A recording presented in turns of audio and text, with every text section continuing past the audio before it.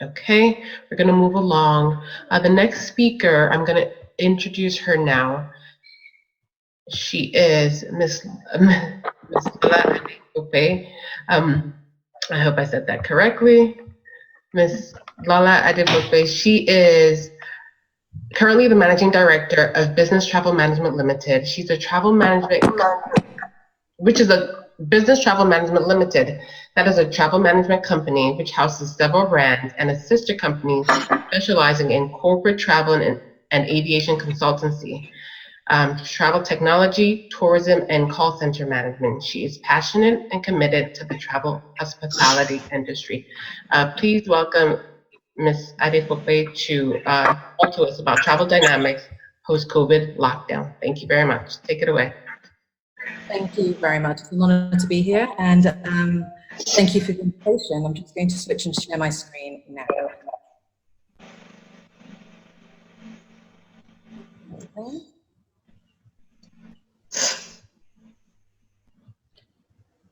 So once again, thank you very much for inviting me, and on behalf of Business Travel Management Limited, I'd like to, can you hear me? Thank you. I would like to thank the Nigerian Society of Travel Medicine for this webinar and for enlightening a lot of the parents and a lot of the travelers that are actually out there with facts and with more based on COVID. I'm not in the medical industry, but this is definitely something that affects all of us, and it affects all of our travelers as well.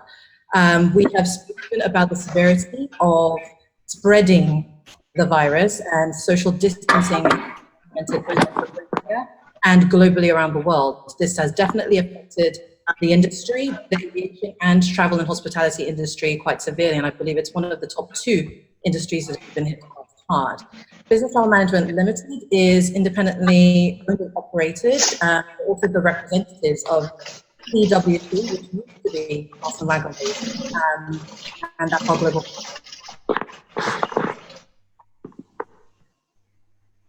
So one of the key items to focus on at this point in time is the impact of the COVID-19. Sorry, excuse me. I'm going to mute everyone, and then you can unmute yourself because I can hear a lot of background information.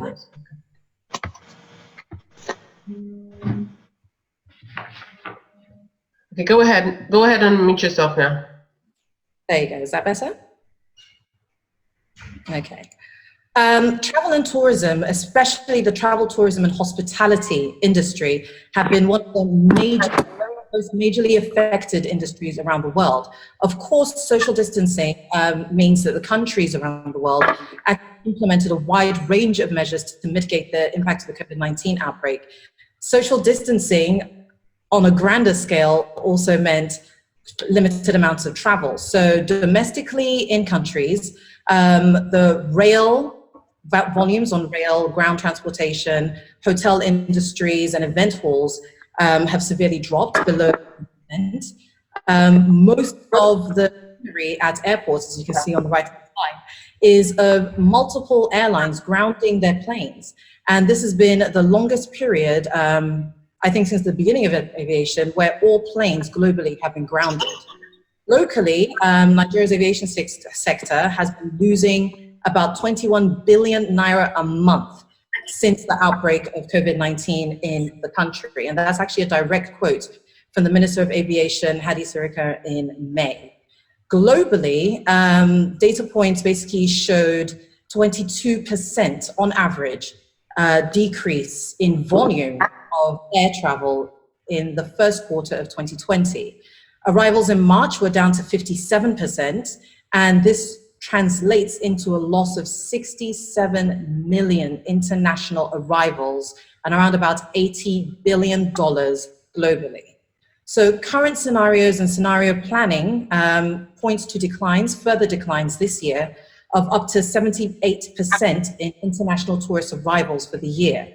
And that information was actually put together by a panel of experts from the UNWTO. The major concern is whether the industry will then be able to recover and how that recovery is then going to look like after the aviation restrictions and the borders then open globally. Experts are assuming that the recovery of international demand will mostly occur in 2021, towards the beginning of the year. We will actually start seeing the kind of volumes that we were experiencing in 2019.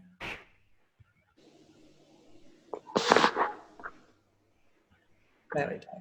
Thank you. So if you just look at the map, it just shows a graphical display of the kind of volumes that we experienced in the aviation sector as a result of COVID-19 virus spread around the world. Around about 19% decline in Europe. In the Americas, there was, again, on average, a 15% decline in the first quarter alone. In Asia, this was up to 35%, as they have a huge volume of both domestic, regional, and international travel that was impacted. And with the virus initiating, apparently from Asia, the aviation industry was primarily hit, and the aviation industry in China and in the Far East is actually being used as a best practice template for all the other countries and continents around the world. They're looking at the curve and the spread of the virus in the Far East, and then using that data to plan and decide how to best approach the measures, the social distancing, and the grounding of airlines locally as well. In Africa, we had a decline in the first quarter of 12%, and globally, on average, that was roughly about 22%.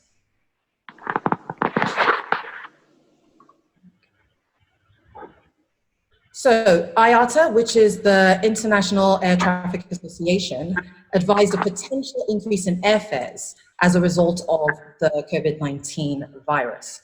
The challenge here is passenger confidence is at an all-time low.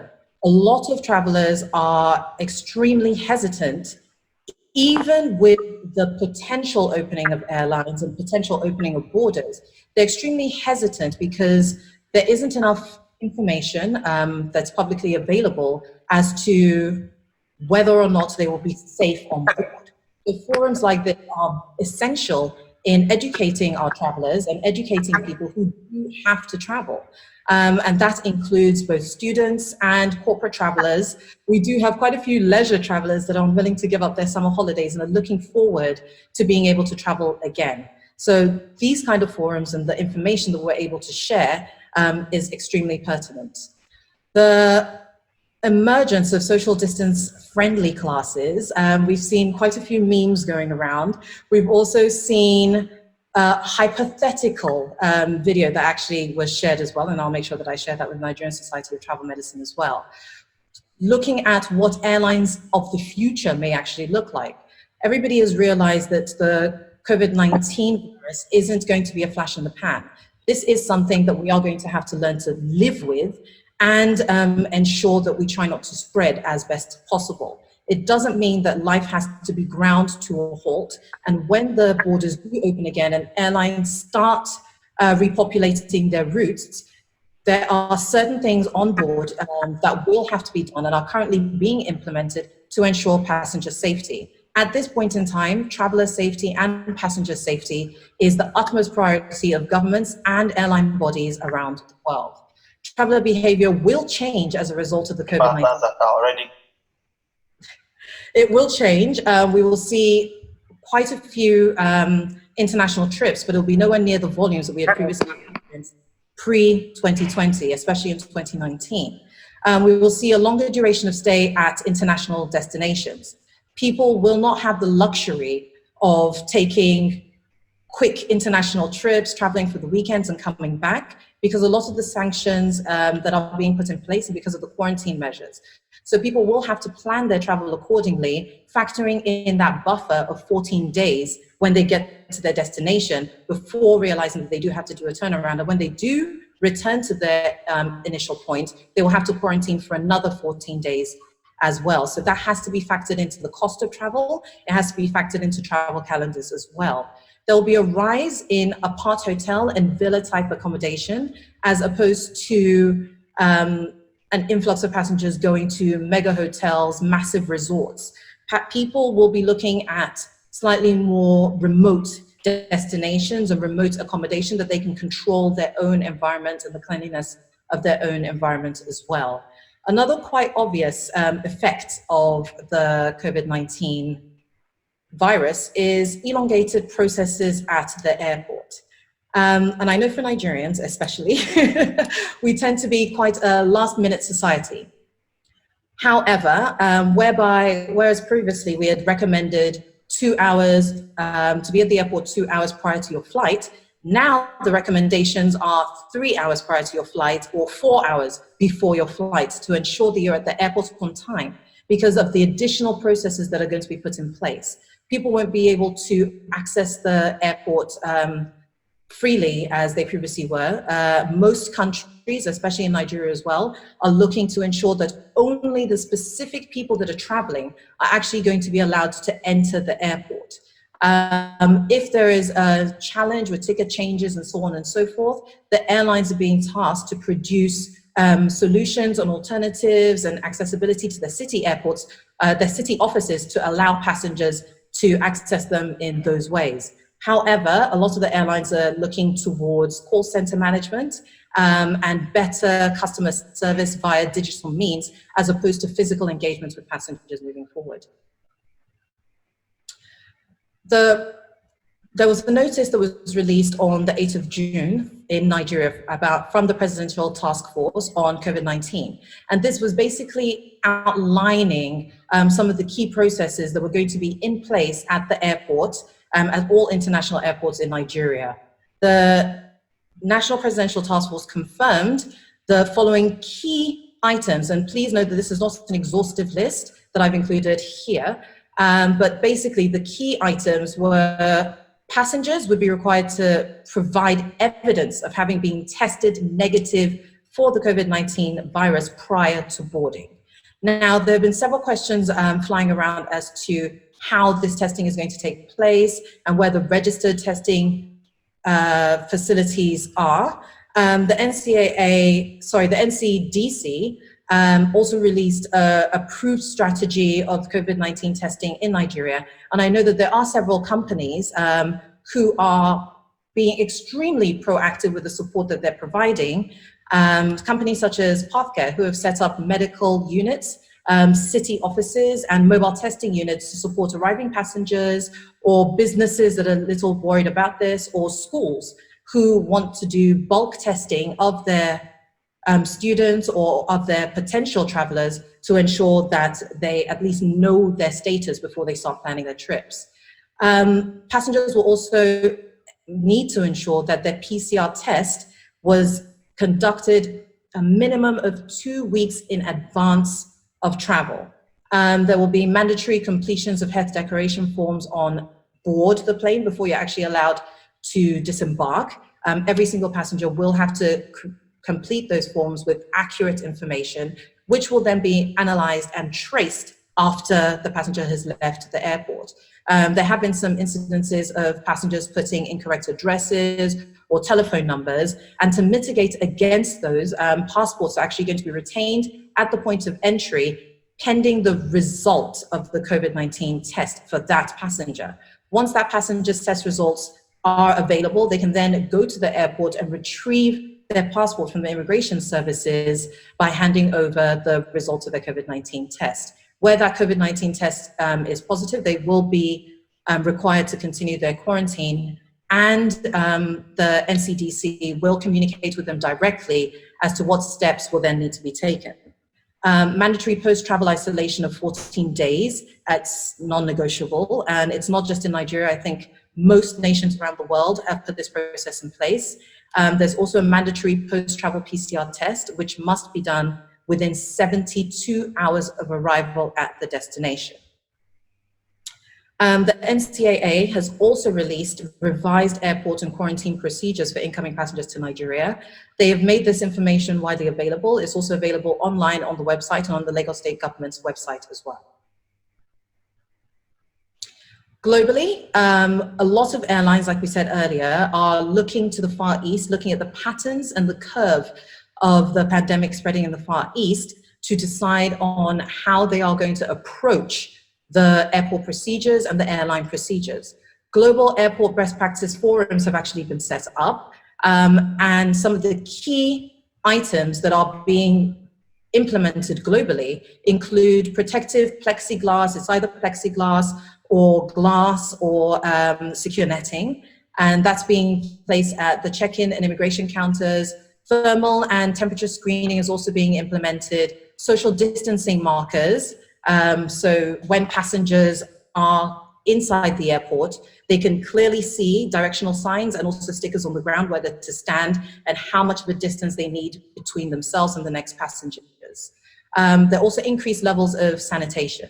In Nigeria, social distancing has been implemented at the airport, and there's an entire process for that which has been communicated. There's been a revised foot traffic procedures. Nigerian airports, especially the airports in Lagos, MMIA, tends to have bunching at various areas. So what the team at the airport has done is they've actually put in place a walk flow so that passengers are very clear as to what steps they take and what direction they go, and they have very little cross-directional traffic. Of course, face masks have been implemented again, and the sanitation stations and the bathrooms have an enhanced cleaning process that has been implemented as well.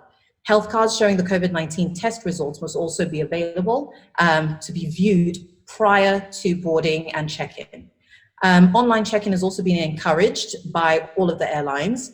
However, a lot of the airlines have individual restrictions and sanctions they're putting in place. For example, a minimal allowance of carry-on luggage on board, and one minimal luggage as well. In Dubai, they have actually put in several amazing initiatives, which are very, very impressive and are actually being looked at globally for global implementation. Emirates Airlines actually partnered with the Dubai Health Authority, the DHA, to implement rapid COVID testing at the airport. So on arrival in Dubai, you can actually, as part of your exit process for the airport, you are actually given a very rapid test, and the results are communicated to you at your accommodation within 24 hours, if not the same day. They've also enhanced cleaning of the aircrafts on Emirates Airlines. Disinfection processes at Dubai airports have been enhanced. And Emirates Airlines, in partnership with the DHA, are not actually limiting this to the airport itself. If this is successful, they are actually going to expand it to other cities within the UAE, assisting at malls, major shopping centers for the provision of rapid health testing, which I think is extremely interesting and commendable. In Portugal, they had a clear countrywide communication that went out on television stations, I believe, and also through the airwaves. There's been a massive social media campaign communicating and educating travelers within the country. They have advised that there's the availability of testing at the airport, but any pre-travel tests must be done from an authorized medical center within 72 hours of travel, which is a lot shorter a time frame than most countries have actually implemented. In Nigeria, there are domestic flight restrictions at this point in time. However, the Nigerian government are looking at opening up the airspace, and I believe the dates that were set for this was the 21st. However, this is being done with several other items implemented as well. There will be planned route consolidations. There won't be as many frequent flights per day, and there will be a recommended number of hours pre-flight arrival. Global best practices, however, global best practices are inclusive of cabin crew being provided with protective gear. So not only will cabin crew be wearing their usual very smart uniforms, but they will also have face masks. Some airlines have implemented the face guards as well. Cabin crew will be provided with gloves, sanitation packs, so that throughout the course of them providing service on board, they are also able to sanitize, and they're also able to educate passengers on board. They will have to wear throughout, for the entirety of the flight, their protective their personal protective equipment, which may not be the most comfortable, but it is going a long way against the fight of spreading the virus. So one of the key questions I was asked for this presentation was, how do we prepare returning students? So I've included a very easy to understand infographic over there on the left-hand side of the screen. A lot of passengers are hesitant to travel, and they're very worried about sending their children back to school when schools do open up again. There are some key things that passengers must ensure they do before they travel and whilst on board. These include wearing face masks and face coverings, sterilizing. The airlines themselves are actually sterilizing on board in between each flight with electrostatic sprayers and foggers. They are disinfecting surfaces and reducing touch points, such as beverage services. So there will be a change in the way in which meals are served on board and drinks are handled on board. There will be a lot fewer interactions between the cabin crew and the onboard staff and the passengers. So one of the key things is ensuring that equipment that's required, earphones and so on and so forth, everything is provided on the seat for the passengers before they even board, so that the cabin crew don't have to keep walking back and forth and handing things out. For passengers themselves, we must ensure that they're wearing a face mask covering their nose and their mouths, washing their hands often and as frequently as possible, covering their face when coughing and sneezing, obviously avoiding touching their face, and the usual social distancing measures.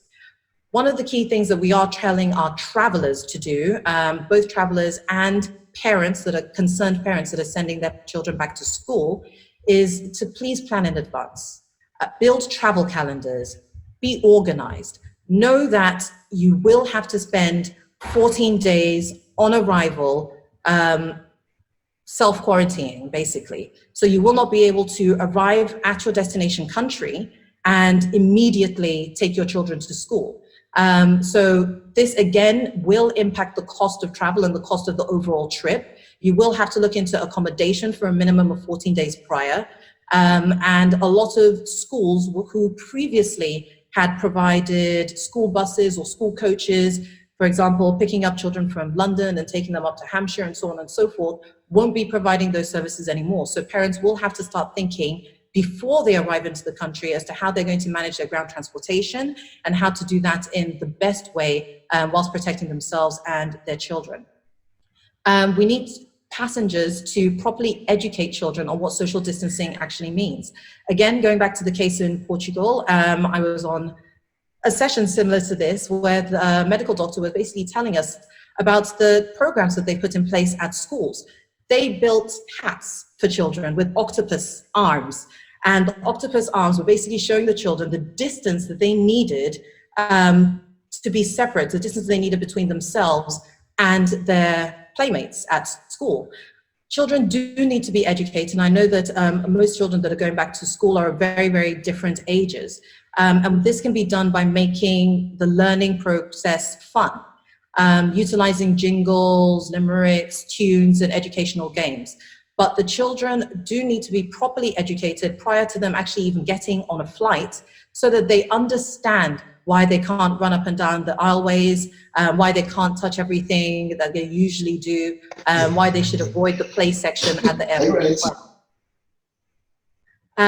Hand luggage needs to contain key essentials such as antibacterial wipes, and this is something that we have been recommending to passengers, especially where they are receiving back their passports or documents or picking up items or utilizing trolleys at the airport. We're recommending that they do wipe these items down, and they also wipe their hands afterwards and they dispose of them in the allocated bins. Travel-sized bottles of hand sanitizers. We've had issues with passengers turning up to the airport with their own personal hand sanitizers, but in massive bottles, which aren't actually allowed on board. There are certain restrictions for the size of bottles that are actually allowed on board. So passengers and travelers going back to school or just flying in general need to make sure that they're adhering to the aviation guidelines as to what kind of liquids they can take on board and the volume of the bottles that those liquids contain. What we would like to say is please sensitize, but do not scare. Information is key, education is key, especially where it comes to children. If they're scared of catching something or talking to people, it will impact their educational process and also impact their learning. What we need them to understand, just as Professor Vizier had said earlier, is they need to understand how it's transmitted, so that they can then protect themselves and avoid containing it. But we don't want them to be scared of everybody that they see at the airport or anybody that they see on board, or when they get to school, start becoming depressed or having issues reintegrating back into the school system. One of the other items that I would like to mention is we have been recommended by some of the airlines for parents to try and avoid sending children unaccompanied where possible. And I know in some cases this may not be something that a lot of parents are able to do, but please avoid sending children unaccompanied where possible, because it means that they don't have to engage with strangers, and you don't have other people being responsible for your children who are not properly able to control them or educate them when it comes to movement around airports and onboard aircraft. Thank you, Ms. Adefope. Just to round up very quickly, one of the key recommendations that we're telling passengers and travelers before they move is to please purchase travel insurance before departure. A lot of insurance companies aren't insuring travel agencies or hospitality firms, but they are insuring passengers. So it's best to pick a travel insurance program or package that actually does have adequate health coverage as well. Parents and students should expect staggering at the start of school, staggering meal times, moving classes to temporary spaces or outdoor spaces, and pack suitcases and clothing accordingly. Schools will be holding classes in shifts depending on class size. And a lot of students, due to the social distancing, will have to catch up and accelerated learning classes, and it's for parents to just support their children during this period. Quick wins for students and some useful technology for parents sending their children back are flight tracking apps, just so that you know exactly where that flight is or how much time you have before you get to the airport. Smart watches such as ImmunoTouch that actually vibrate every time the child lifts their hand or their wrist above their heart, and it actually helps them avoid touching their faces. There are other items such as telehealth. It can be a very effective way to contain the spread of the virus. And it also gives children a direct point of contact with their medical health providers. Please stay informed. There are a lot of resources out there, but the World Health Organization actually have an app that's downloadable onto phones. We recommend using locator apps for children, and these are very easily downloadable onto the phones, just so parents have peace of mind whilst they're at home, knowing how their children are moving, and this especially for when children are traveling unaccompanied, if that can't be avoided. And it may sound very, very obvious, but please educate your children and train students on the use of online banking. You can put their allowance via an online banking platform or an e-wallet, and encourage them to shop online and have items delivered instead of having them going out and engaging in the public. Thank you very much, Ms. Adefope. Thank you very much as well. Thank you for taking the time to educate us on the travel dynamics post-COVID-19 lockdown. That was very interesting and educational. Does anybody can we get one question before we move forward? If not, like I said, please write your comments, please write your questions in the chat box, and we will take it at the end of the webinar. In the interest of time, we're going to move ahead, and I'm going to go ahead and